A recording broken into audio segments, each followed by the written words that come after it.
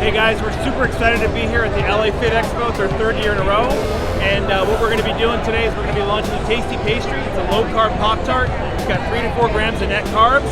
And we love this show. This is our best place to be in LA.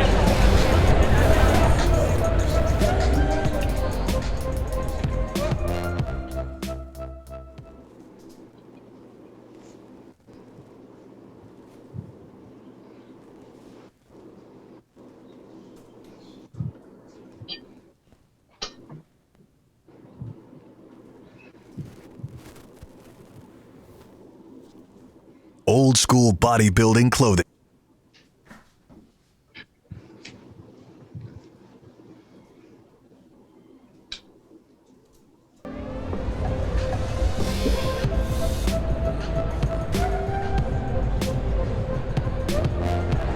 Hey guys, we're super excited to be here at the LA Fit Expo. It's our third year in a row. And what we're going to be doing today is we're going to be launching a tasty pastry. It's a low-carb Pop-Tart. It's got 3 to 4 grams of net carbs. And we love this show. This is our best place to be in LA.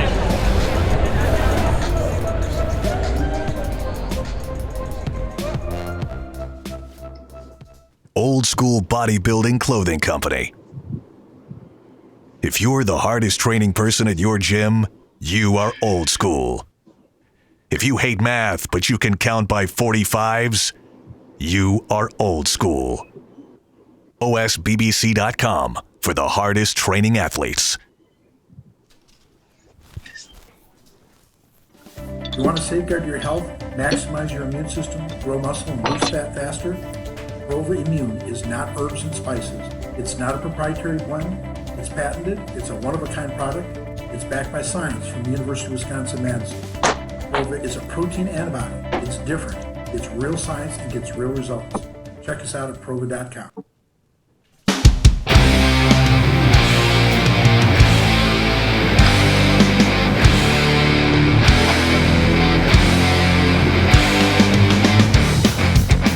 Welcome back to Live With, brought to you by Species Nutrition. I'm Dave Palumbo, and tonight we are here with a good friend of mine, Justin Miller, who is training a phenomenal 212 bodybuilder by the name of Austin Karr, and we're going to feature him here today. Guys, welcome to the show.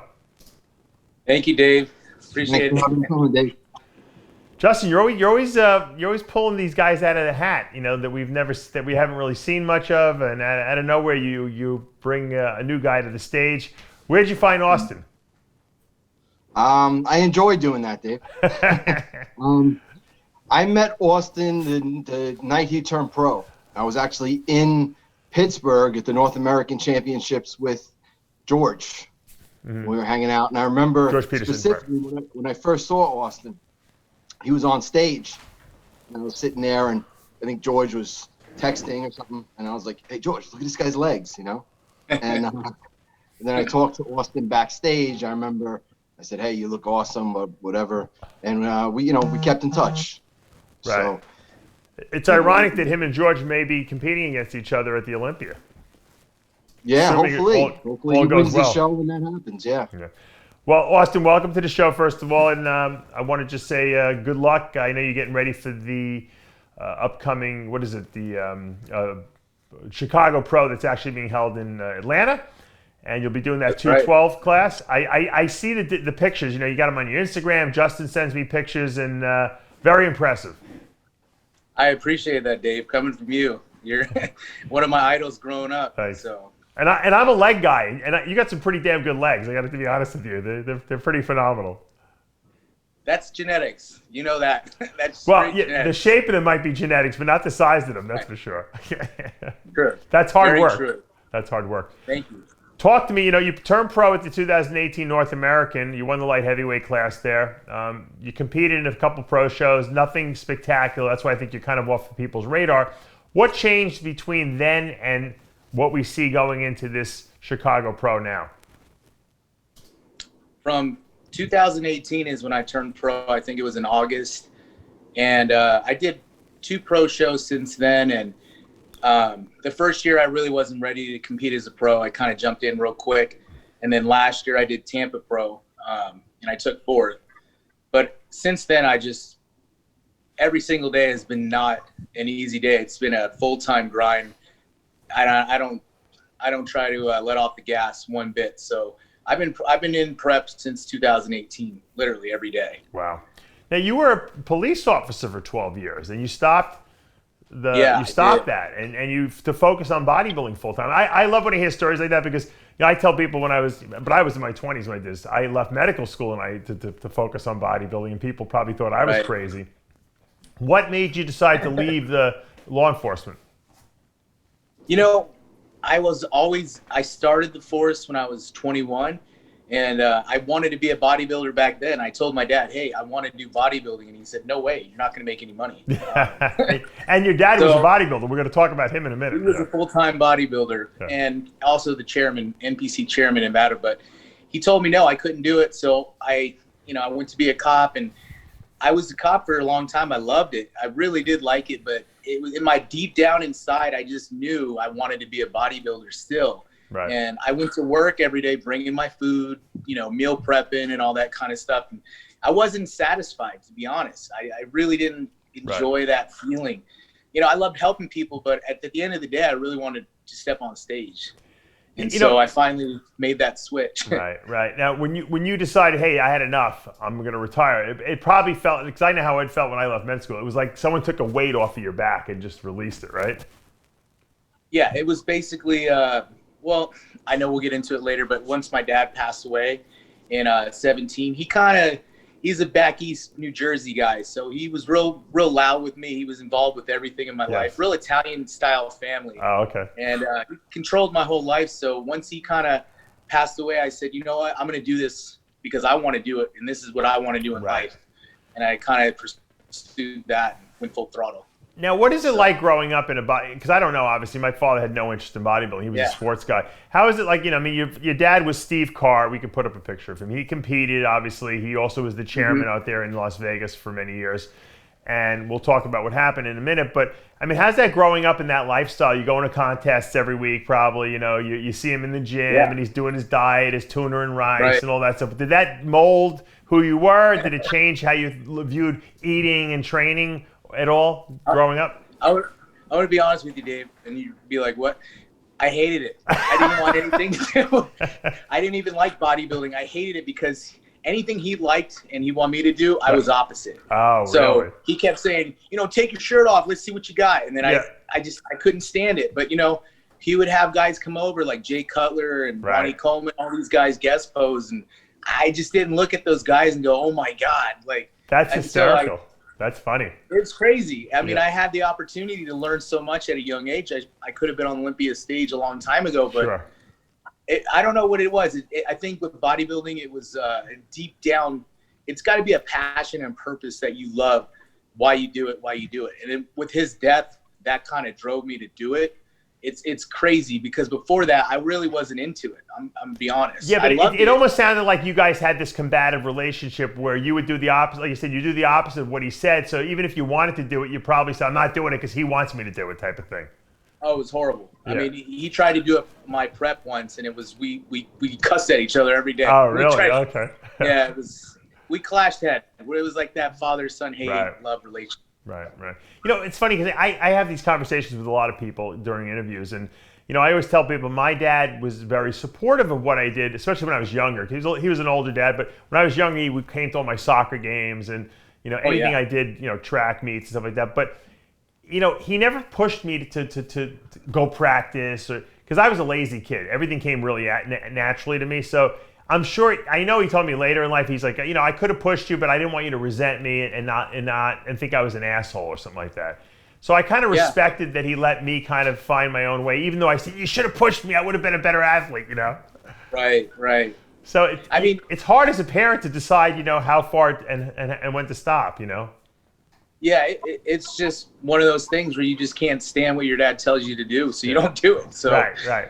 And I was the opposite because I didn't have anyone pushing me to do anything, so I had to motivate myself to do everything because he supported what I did, but he didn't tell me what to do, that kind of thing. Well, that might have been better. Right. So, at some point, obviously, you're 12 years into the force, your dad, you get a note. Tell us what happened with your dad because I don't think a lot of people know the story. Oh yeah, I mean, I can talk about it now, but in 2017, I was driving home and I got a phone call from a lieutenant and said, "Yeah, Austin, your dad passed away." And I said, "Well, what happened?" And he said, "Well, he committed suicide." So, and it was I never had anything like that happen in my life. I was a cop. Right. I'm used to seeing that on the force every day. He was healthy, perfectly healthy, right? Oh yeah, he was. I mean, if you've seen him, he was 5'7", stocky, looked like he was in the gym all the time. He was healthy, so we were kind of all like, dumbfounded and really didn't know what was going on. I guess he had some deep demons inside, and he had dealt with depression, I guess, and it's just crazy because I would have never thought that. Especially, he lived right across the street from me. He was at my house. We trained, we ate, did everything together. So. Wow. Nuts. It's unusual because I've talked to, we've talked about this, obviously, Luke Sandow just recently obviously committing suicide, and we had a couple other cases of that we discussed, and it's like a lot of people, you just don't even see it. They look fine on the outside. You don't even know that they're depressed, but they're battling demons inside. I mean, Flex Wheeler talks about the fact that he was suicidal all the time, and no one would have ever suspected that, Yeah, I mean, if you met my dad, you'd say, "Oh, Stevie Karr, he's happy-go-lucky guy." His guy was loud with everybody, so I think he hid it inside, and he was a lonely man inside at his house, and things pop up, I guess, in life that you can't deal with as an older man. It was weird. How did that affect you, though, emotionally? Because I know when my mom passed, I mean, she had cancer for quite a while. I think I kind of like buried the feelings for a long time, and it took a long time for me to deal with that. I mean, yours happened so suddenly. It had to be numbing almost to the fact where, you can't process it right away. How long did it really take you to get over that, You know what, Dave? I mean, I'm such a a strong-hearted person. I was a cop for so long, so it really hurt me at first. Right. But it kind of drove the passion and fire inside me to be more than what I am now, and just everything that I do with being a parent, a father, a bodybuilder. And I really just pushed me, motivated me. And he was so close to me. I still feel like he's sitting next to me now. Like, hey, bro. Like, he was so close in my head. I feel like he's still around. It's crazy. I mean, I don't feel like he's gone. Do you have that love now for bodybuilding that you said you didn't have when you were younger? 100%. Yes. And that's, I tell Justin all the time, I love this. I love this. I know I got into the sport older, but my body's fresh. I'm ready to roll. So it's something I love to do. Now, Justin, you've only been working with Austin for a couple weeks now, and obviously you took over 8 weeks ago. Yeah. I've been friends with Austin for a while, so we would talk all the time. And to be honest, his story kind of inspired me. Like I'm at a point where, I got a lot of people because I'm known now, Dave, and stuff. So I have a lot of people that ask about coaching, and I try to keep it where I'm not taking on too many bodybuilders, too many competitors. Right. Where, I'm trying to balance it between regular people and competitors. So I don't just take anybody on.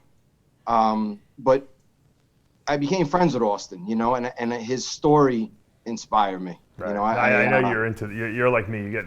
If you're inspired, then you'll work 10 times harder than you normally would because you like a good underdog story. I mean, everyone does, right? Yeah, and I feel like maybe in a sense I could relate, Dave, in that. I mean, you remember from my first show, I just lost my mom, right? And that's what inspired me to compete. And to win my first show. You were the only guys that told me I could win. Yeah. Bob Gruskin ripped me apart, told me I might place in the novice division, and you were like, Justin, don't listen, you can do it. Yeah. But that really drove me to succeed. It drove me to win my first show.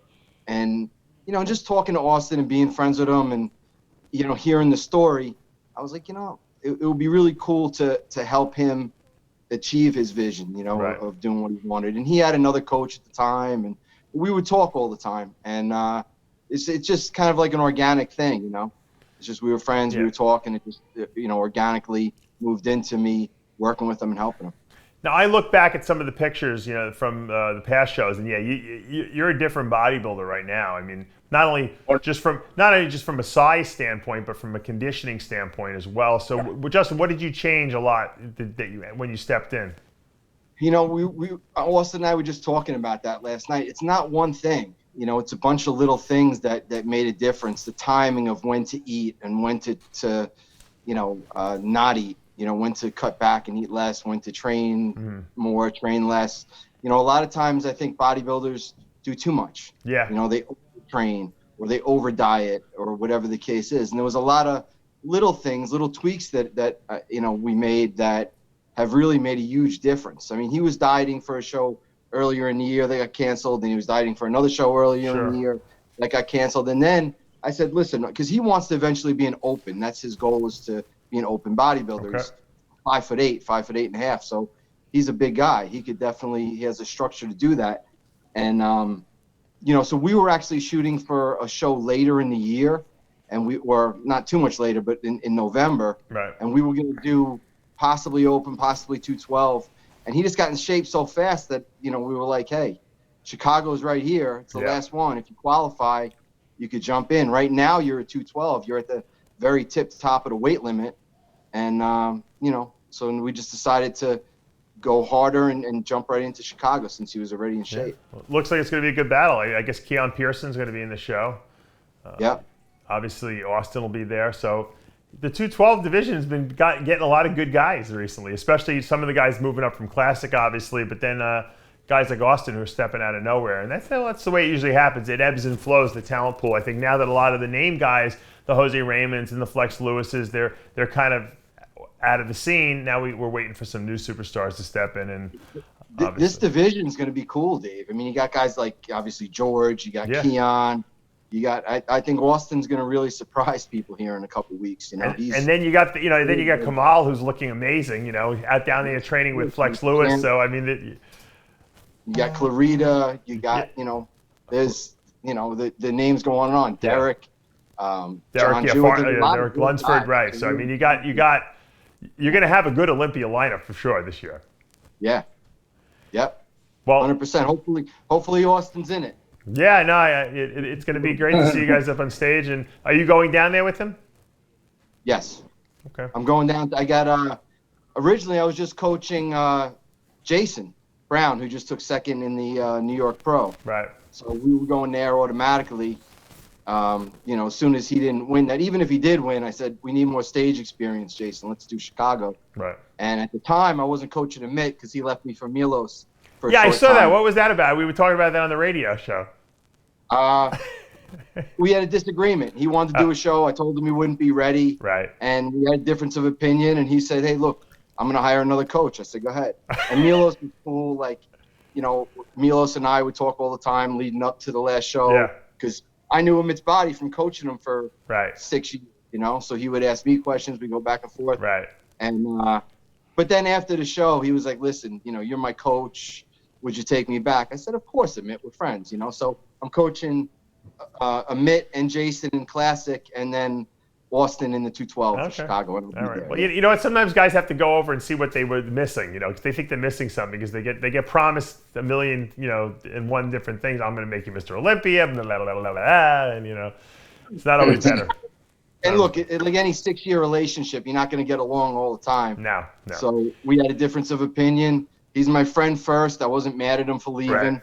We were cool. And then we just decided, hey, look, Milos even said it. Milos sent me pictures of backstage of me and Amit. He's like, listen, you're really his coach. You should coach him. And I said, all right. But yeah, that's Milos realized how much of how annoying Amit could be when he's getting ready for a show. He figured, I think I'm not getting paid enough for this. No, I'm just kidding. I love Amit. Let me go back to Austin for a minute. Austin, what are you doing these days in terms of for income now that you're not doing the police thing? Oh, that's right. I have the my dad's show, what I mentioned earlier. Right, I wanted to mention that, yeah.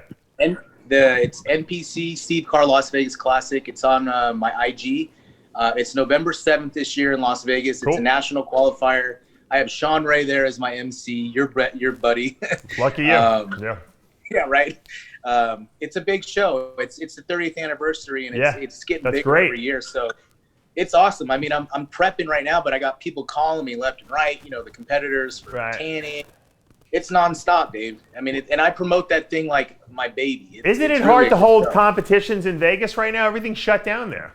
No, they just opened up the 250 per audience rule now. So okay, well that's good then. We're open, and Olympia is obviously going to be here. So it's open now. So we're good. Well, best of luck. Obviously, this in 2 weeks, or we're 10 days now, I guess it is. Right. And then, of course, good luck with the show, and I hope we get to see you on the Olympia stage this year. I'm praying for it. You guys are going to see some. We're going to shock the world, me and Justin. All right, take us out with a good bicep shot there, since look like you got 30-inch arms there sitting there. I can't. You saw it here first, Austin Karr. Best of luck, man. Thanks for joining us. For now, though, I'm Dave Palumbo with Tyler Shore, Justin Miller. We'll see you next week. Thanks, Dave. All right. Thanks, man.